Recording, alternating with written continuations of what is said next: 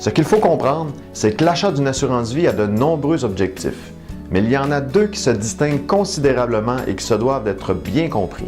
Le premier objectif est de protéger un revenu. Par exemple, si vous avez un conjoint et des enfants et que votre famille dépend de vous financièrement, alors il est très important de faire l'achat d'assurance vie pour permettre à votre famille de survivre financièrement advenant votre décès. Si vous décédez, cette assurance permettra de remplacer votre revenu pendant un certain temps. Le montant d'assurance dont vous avez besoin sera déterminé lors de vos rencontres avec votre courtier d'assurance. Si vous souhaitez avoir un aperçu du montant d'assurance dont vous avez besoin, visitez la section boîte à outils dans l'espace membre du site Internet de Sécuravie. Le deuxième objectif de l'assurance vie est de générer un montant d'argent dans un but bien précis. Par exemple, si vous achetez une maison avec un prêt de 250 000 $, eh bien vous pouvez souscrire à une assurance vie pour couvrir cette dette advenant votre décès. Maintenant que vous comprenez bien les deux principaux objectifs de l'assurance vie, voyons maintenant ce qui se passe dans le cas d'un célibataire sans enfant.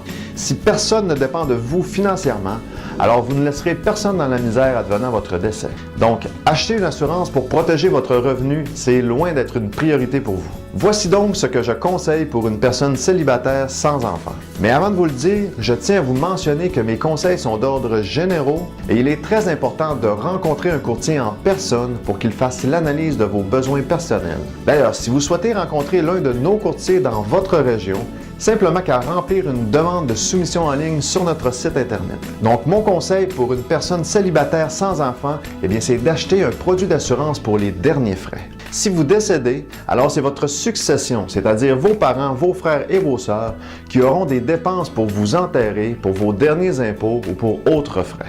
Donc, un montant d'argent devrait être envisagé pour vos derniers frais. Également, même si vous êtes un célibataire sans enfant, vous pouvez avoir des dettes. Sans assurance pour couvrir ces dettes, eh bien c'est votre succession qui devra les régler.